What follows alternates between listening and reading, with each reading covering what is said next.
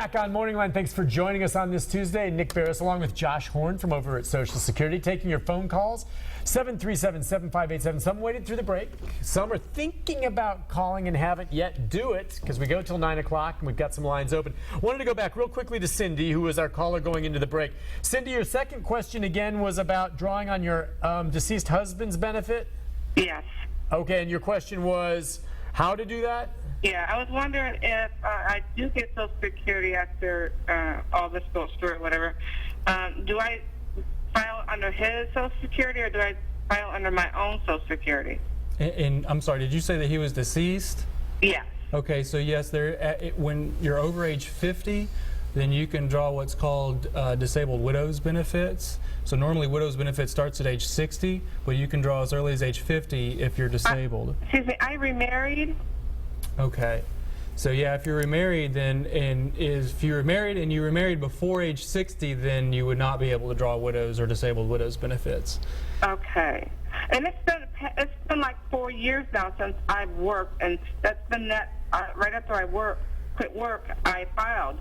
So is it there a timeline where I won't be getting any of my Social Security? Not necessarily. When you're talking about disability benefits, then you have to have worked 5 out of the last 10 years prior to your disability onset. So, you know, if you became disabled 4 years ago, then we go back 10 years and to look to see if you had worked 5 out of the last 10 years prior to that. Which, if I think you said you're at the hearings level or going into the hearings level at this point, they've already made that decision or that determination at this point. Okay. All right. I thank you very much. Thank you for your call. We hope that helps. All right, let's go next to Valerie's waited. Good morning, Valerie. Good morning. Hey there. Yes, I want to know, I've been waiting on my cases at the Review Council. It's been 15 months. I applied for my benefits to be almost 4 years ago in this July. I went in front of a judge 15 months ago, and if everything that he asked me about in the report is like they used against me. For instance, about a job that he asked me about that I had before I went into my career, and I got hurt on my job. And I told him I couldn't do that job anymore because it had me walking continuously. I've had 3 back surgeries. I just had my 3rd one this past January, a fusion done. And in the report, it said that I could do that job after I told him I couldn't because of the constant walking. And my LCE report says I can't walk not even an hour, let alone 4 hours. And also, he said in the report that I was looking for a job. I said, well, I've never told anybody I've looked for a job since I've been hurt. I got hurt in '08. And when I got the report and I found the doctor that he said I told that to, it was that I said my husband was looking for a job, not me. And he said I contradicted myself. I'm like, everything that you said was not true.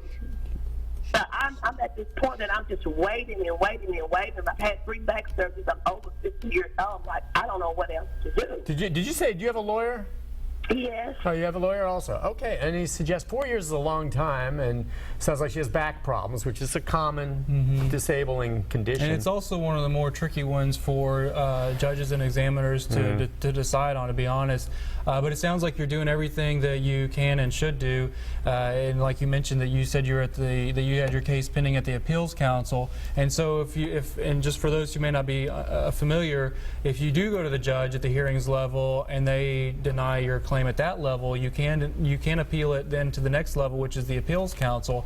And all those Appeals Council requests go to Falls Church, Virginia. They all go to the same place, and so they operate much like the judges at the hearing level, and then they will review and take it from there. But you know, in this situation, it sounds like you've done everything that you can do and that you should do. The truth is, and I sympathize with Valerie, I really do. But when you continue with the process, it's been 4 years and it's denial after denial, and you keep going to the next level, it's not as though you keep appealing and eventually someone's going to automatically say yes. It may just be that whatever the situation with her condition, the examiners have determined she is not 100% disabled. Yep. And again, I'm not doubting Valerie. My heart goes out to her, but for whatever reason, maybe she just doesn't meet that criteria. And there are people who go through the entire appellate process and get no joy. I mean, and they're not going to get it. So that sometimes is just the case. Yeah, again, 90% disabling, not 100%. And 90% disabling would be devastating, but under Social Security rules, it's very, very strict. Great point. Great point. I didn't think of it that way, but you're right. Some people can be 90% disabled. Imagine that, and still doesn't qualify. But of course, that's in my mind, I still will say this. Some are very obvious, but a lot of times these are subjective calls. Subjective calls by experts that do the best they can with the information ahead of them, but don't for an instant think they don't sometimes make mistakes, going both ways. I believe there are people out there getting disability that don't deserve it. And I know there are people out there that probably should qualify and have not, but it's an imperfect system. Come up with a better system, tell me what it is, and I'll be on board. I can't think of a better system that we have. Let's go next to Carrie. Carrie, good morning. Hey, Carrie. Good morning, Nick. Good morning to you. How can we help you? I have a son who is disabled. He has a form of MD, and of course he's drawing his disability. And he also has a child she will turn 10 this month. Would she be able to draw? So, and he's on disability, or has he always been on disability, or did he ever work?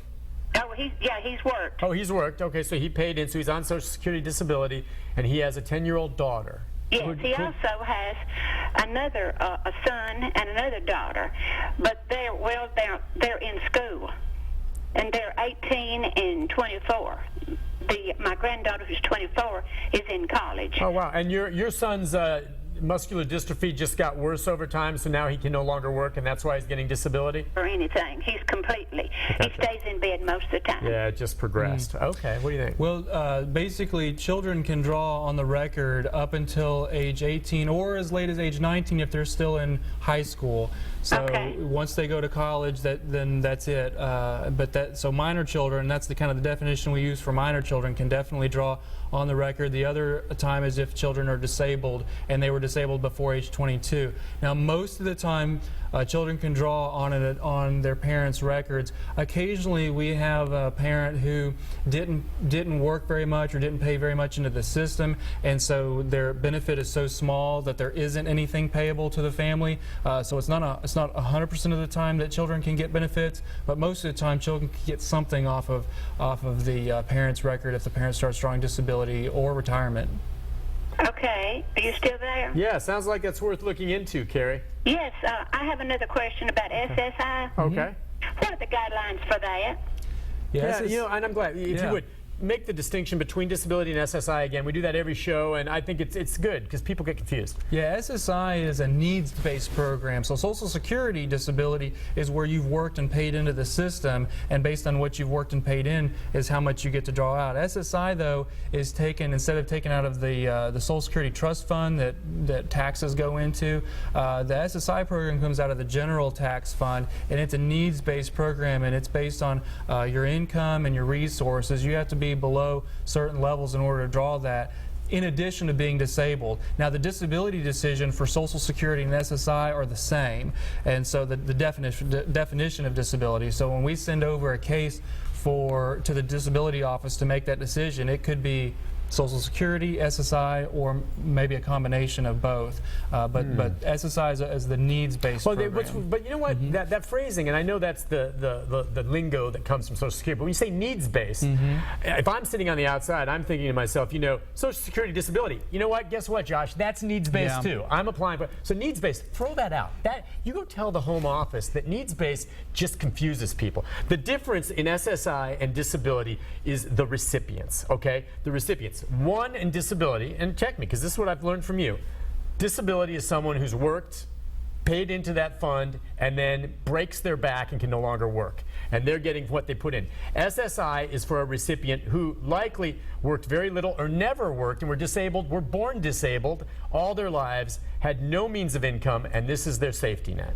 Yeah, but they're both needs-based, It's Josh. basically for folks under the poverty level is what it is. Okay. It's, folks who are disabled, but they're under the poverty level. So, they are making less than $733. It's a very kind of a rough amount, but $733 is how much you get on SSI, which is not very much. Right, I was going to say, it's a lot not less very on much, SSI than disability but usually. If you're getting, let's say, Social Security, VA, some kind of insurance, disability insurance, something along those lines, and you're getting more than this $733, you're not getting anything in SSI, Right. because it's a dollar for dollar offset when it's unearned income like insurance. But if you're working just a little bit, it's 50% offset. So if you're earning less than about $1,400 a month, then you might be eligible for some SSI. But it's basically to reach out to the folks who are at the poverty level or below the poverty level, and they're disabled. Yeah, a big difference. And SSI is the ultimate last safety net, and it is not much money at all.